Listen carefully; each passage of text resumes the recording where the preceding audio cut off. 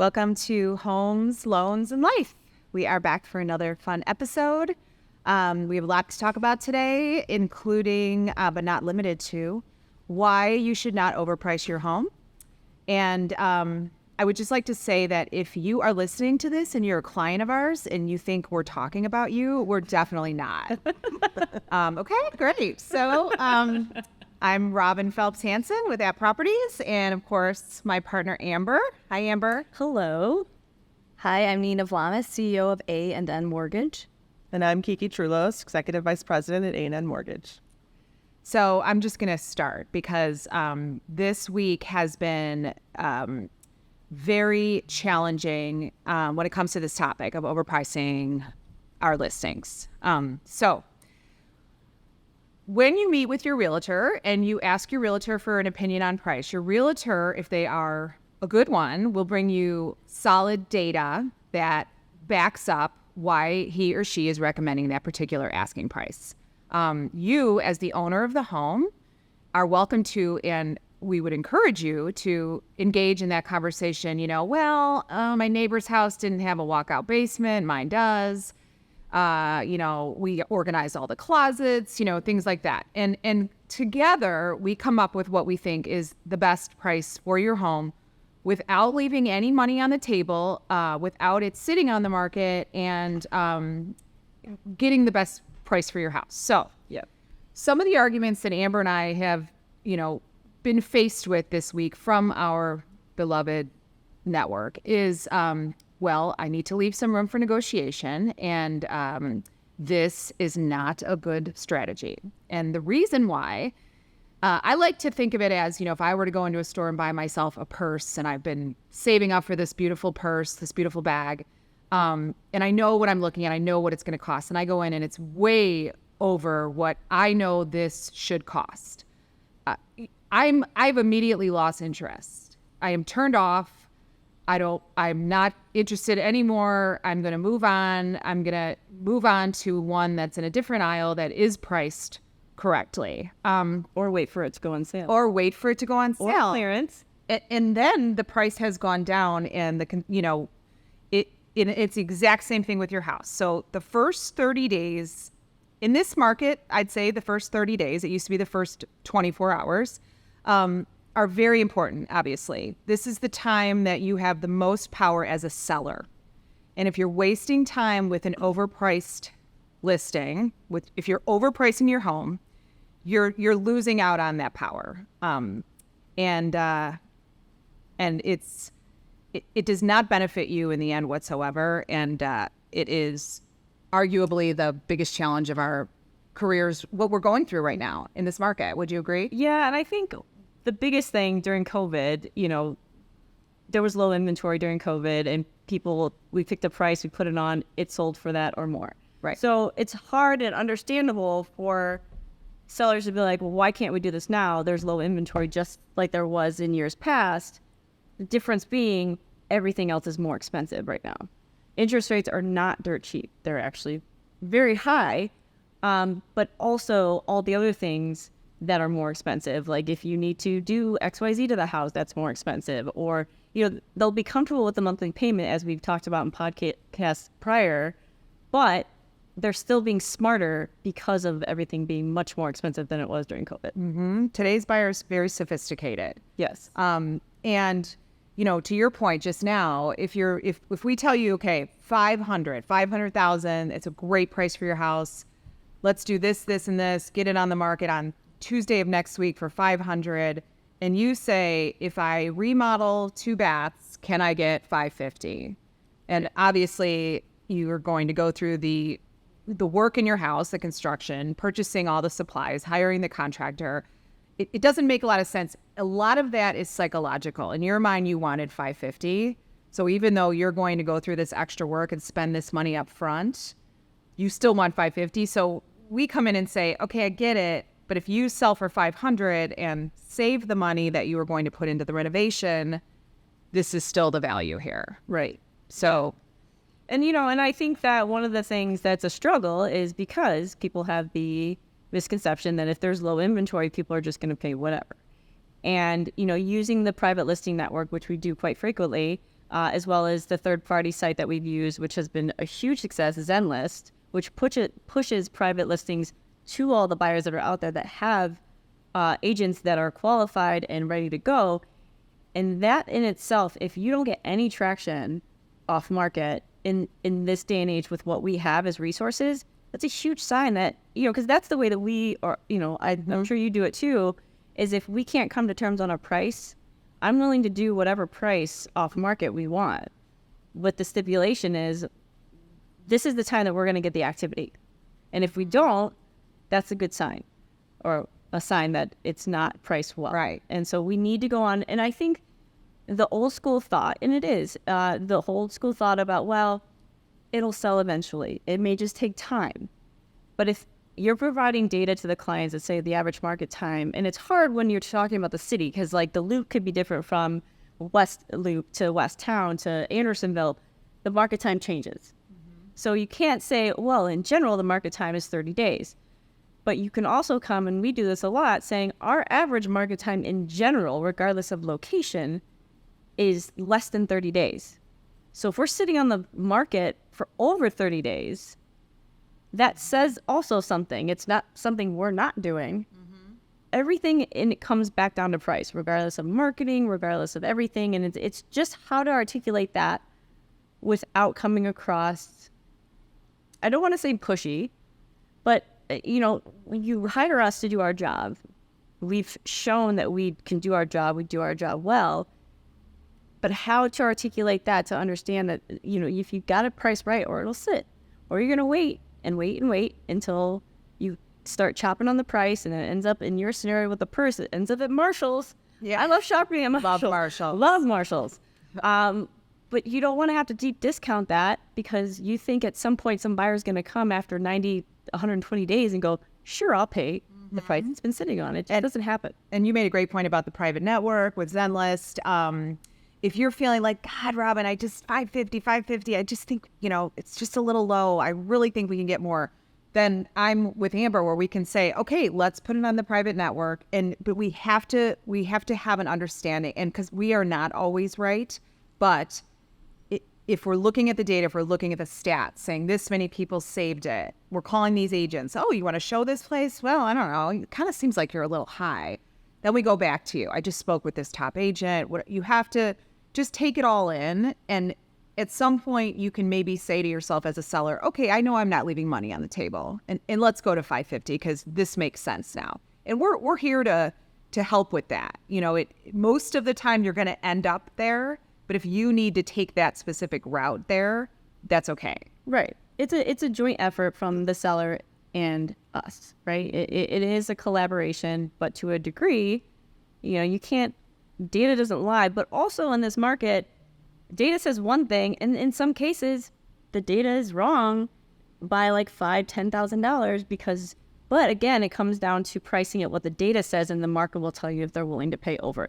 And that is the strategy that hands down, works almost every time versus going even 25K over to have negotiating room, and you've lost the buyers because quite frequently people search in 25,000 increments when they're searching for properties. Yes, there are some people that kind of fudge a little bit here and there, but for the most part, agents are doing it for their clients in, 525, 550, 850. So if you're priced at 860, you're losing the 850 buyers when in reality your listing is probably worth around 850. So you're losing those eyeballs that can generate activity to possibly push the price up. And we are always more than willing to go over all those things and back up sort of our reasoning for pricing things a certain way, because we don't want to be the agent that underpriced anything either. We want to get the most money for our listings. Right. We want to break records. We want to do all those things, but not if it's unrealistic.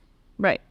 And kind of going back to listings and low inventory in general, some people are gravitating towards the possibility of buying something that needs work, which people weren't really wanting to do for a very long time as of recently. But I've had clients that are going, well, maybe these aren't the ones that are flying off the shelf. That's right. How does that look for me? And this is a lender question to both Neena and Kiki is, if someone comes in and they're qualified for $500K, we find a house that needs probably $50,000 plus renovation, what are some of the options? Because I've had people ask me with regards to construction loans or HELOC, or what is the best approach that people can do if they find one that has really good bones, but they want to put some money into it.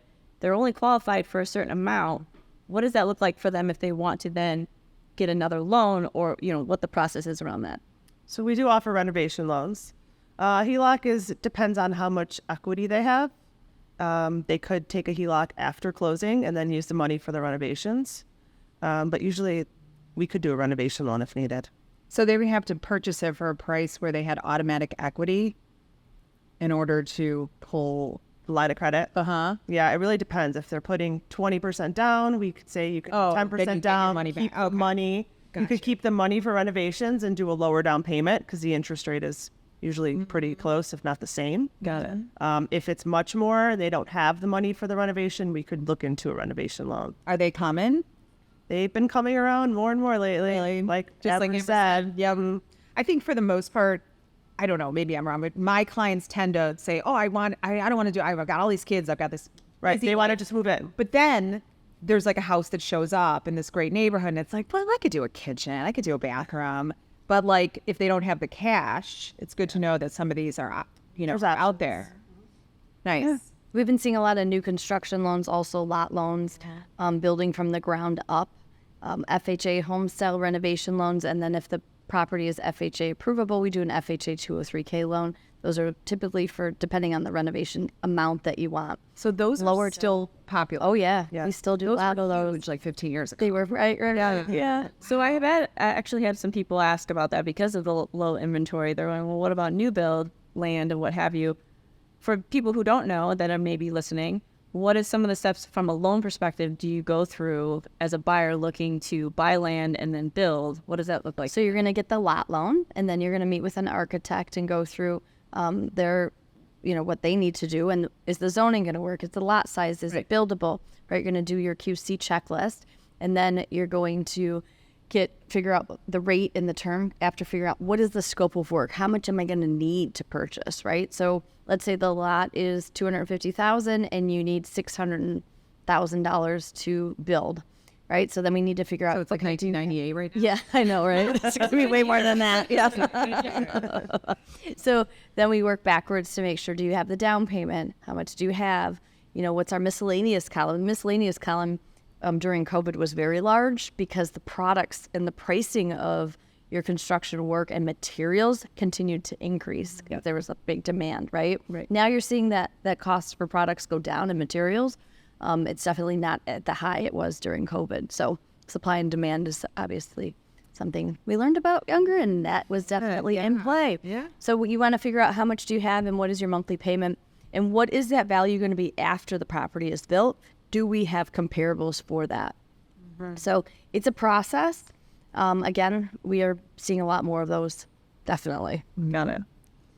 Are you seeing a lot of people using, because I know at the end of last year that there was a lot of buy down that was taking place, and it kind of went away quickly into the early 2023 when things kind of picked up, where sellers were like, I don't need to do that. Are you seeing that happen now? We're going into fall market. It was a little slower, so people feel that they may be able to ask for that 3% buy down. Are you seeing a lot of the buy downs? No, you are correct in your market trends and data that you're researching. Those were trending for a while. They were trending back in 2008 as well. That was a product that everybody always had.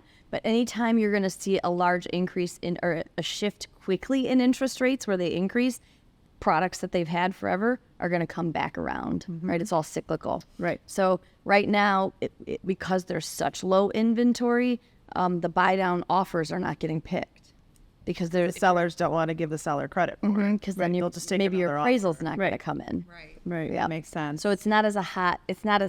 It's been, we've done a few in Colorado, Really? which seems to be a market that A lot of people are moving from here to Colorado. Colorado. I mean, hey, you always that's my dream. Right. Like for now, I love Chicago, but my sister's there, so one day. one day. So do we want to talk about rates or should we just pretend like that's It's happening? not a thing. Should we just be in denial?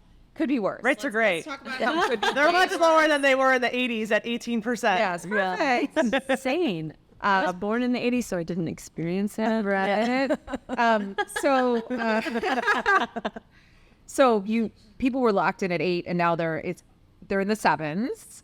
So we're celebrating that. Yes. Okay, that's all we can do. And it's all about affordability. Like we say, if you're comfortable with Focus the on the payment, payment. Yeah. focus on the payment. If rates drop in the future, you refi, and that's just a bonus. And I still continuously get the texts of, "What do you know what the rates are today? You know what and then I reply With a meme of a crystal ball. matter.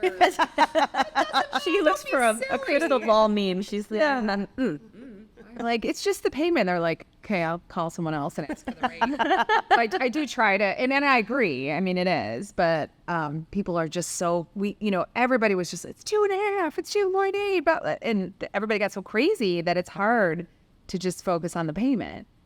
But a first-time buyer that doesn't have that option, or a lot of people, they need to move, or they need to upgrade, or they're thank moving for work. Yeah. Yeah, I mean, it is what it is. Right. But as long as you can afford it, Yeah. and how don't control focus it. so You much can on only that. control Yeah, the it's payment. something That's you right. don't have control over. But the one thing that I'm curious, and I'm sure other people as well, because I get this a lot lately too, there are areas of the city that have more inventory when it comes to condos and places that have higher HOAs.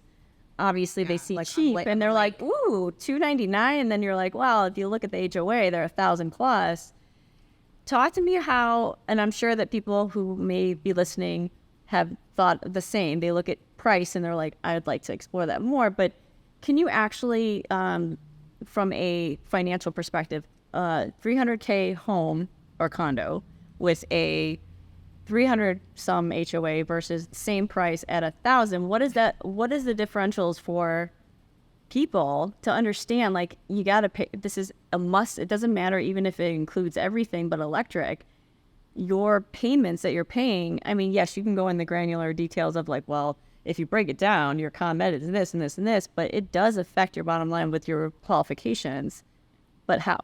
How can you explain that in layman's So terms? if you're saying if you have a $500,000, let me whip out my handy calculator. Yeah. Oh, yes. So if you have a Single family 500,000 versus a condo with high family- HOAs. Well, yeah. yeah, I mean, like a single family, obviously there's no HOAs. I'm just saying a condo. HOA versus high. Yes. Yeah.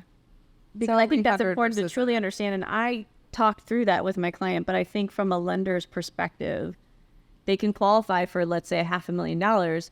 However, that $500,000 shrinks if you're looking at someone with a $1,000, $1,200 HOA. But how? So at a $500,000 purchase price with 20% down, your payment's probably around $2,700, let's call it, right? That's just your principal and interest. So let's add a high HOA. So if it's $1,000 in just HOA, right? Your payment's going to be Plus $1,000. shit plus $1,000. And you add taxes and your insurance, your payment just keeps going up. Right. But I think it's just important to understand that that is a factor, because I think monthly payments, it doesn't include HOA in new buyers' minds. So articulating that, and I'm sure you guys do that when you're talking to people, like, hey, you're qualified for $500,000. They're like, great. But then you're like, well, why are you looking at that? Actually, you're not. So You're looking at it. We like to ask, what kind of properties are you looking at? What HOAs have you been seeing, so we can get a range? So if someone who's looking at like a walk-up in Lincoln Park, their HOAs might be 300 versus someone who's looking at a high-rise whose HOAs could be 1,000. So we usually give ranges. So based on your properties you're interested in, if you keep your HOA at 500 or less, your payment will be around this. If you go up to 1,000, your payment will be around this. But that's one of the main things we ask when looking at condos, because there's such a huge, there's a wide range of HOAs. Right. Most people, I don't know if you see this, but if they're looking at condominiums, they're either the walk-up kind of condos or the high-rise kind of person. There's two different people, right? They're two, yeah. And mid-rise. Yeah. So does that guy? Do you want the elevator and the pool high-rise? That's how I identify the client. Yeah. That's and you kind of say, okay, that's this person. Well, then we talk about the assessments and go, what does it include? Are there any specials? We really scrub down the condominiums to make sure we read the documents so the borrowers understand what is included, and are there any special assessments coming up, right? Which is really important to understand as well. And what is the outlay of cash that you're going to need if there are. If your assessments are really low when you're looking at a condominium, that could be an indicator that there's not a lot of reserves in the condominium too, right? Which is Can't have that's your bill's probably going to go up, so budget for this Right. in the future. If I could just change the subject real quick, I don't know why this came to my head. Do you often have retirees approach you for loans? And what does that look like? We were working on one yesterday. You know, I've had a few people ask me that, and I'm like, oh, okay. Yeah, I mean, you qualify them the same way you'd qualify Their assets. unemployed assets, whether they're receiving Social Security, pension, so whatever monthly income they're receiving. Okay. And are there like special programs? Yes. Reverse mortgages have been something that we've been working a lot on, which is surprising. But as we get older, it seems like that's something where the borrowers may not have to have a payment on a reverse mortgage. A lot of my friends are putting their parents, they want to stay in their homes. They don't want to go into assisted living yet. Well, how can we eliminate this amount of money and have in-home care coming to the homes? It was like all of a sudden I aged, right? Because I'm getting asked all these questions from our clients that were, young when we first started. And now like the life cycle is definitely So they're coming to using that play. money to bring in home care for their aging period. Yes, yeah. And then the Their reverse home mortgage as income. as income or stopping the payment, right? And it's been just a huge relief for families. Yeah, I'll It's a say. big relief. I hadn't thought of that. No, I know. Me neither. Until we recently did a lot of research and figured out how can we lay this out in a very clear manner so that you can understand it, because it's so emotional. It's very emotional for families as well. So a reverse mortgage used to back in the day not be a great product, but it's definitely a great product for adults, seniors that want to stay in their home. Okay. Good to know. Yeah. So with that, I feel like we should end our podcast by, let's do a little prediction. Whether we're right or wrong, who knows? But Kiki, let's start with you. What do you think is going to happen again? Crystal ball, we get it. Yeah, let me get my crystal ball. It's a little foggy But today. if you, based on trends and based on just things, what do you think is going to happen with rates? What do you see? Like, I'm maybe- going to be optimistic, so I'm going to say they're going to drop around springtime in time for spring market. what do you think they'll like drop to? We won't hold you. We're a video. And Well, all or the the documentation. sevens. I'd say probably the sixes. How's that? Sixes. Okay. All right. What do you think? It's an election year next year, so typically gas prices and rates go down. So Yes. I'd say in the sixes, and then some sort of influx in cash somehow comes, right? Yeah. And then the economy gets, I like that. What do you think, Robin? I agree. I think 24 is going to be a good year. I think it's going to be a strong year. I think we all learned a lot, just like buyers, sellers, all of us this year. It's been like, to me, it's been a scale back year in a lot of ways, and prioritizing where my budget is with my business, things like that. And I feel like next year is going to feel different, but we're going to take everything we learned this year and implement it to be in a better spot. I agree. And I kind of think, given it's election year and things that have been happening, I'm going to be a little aggressive and say that the interest rates are going to go into the fives, maybe high fives by early next year. But that's just like, Just to even like the highest 5 ever psychologically. like even Oh if my it's God. 5.99, Yeah. Just there. bring it. Yeah. well, let's end on a high five. I like it. All right. Well, thanks everyone for listening in. And until next time, see you soon.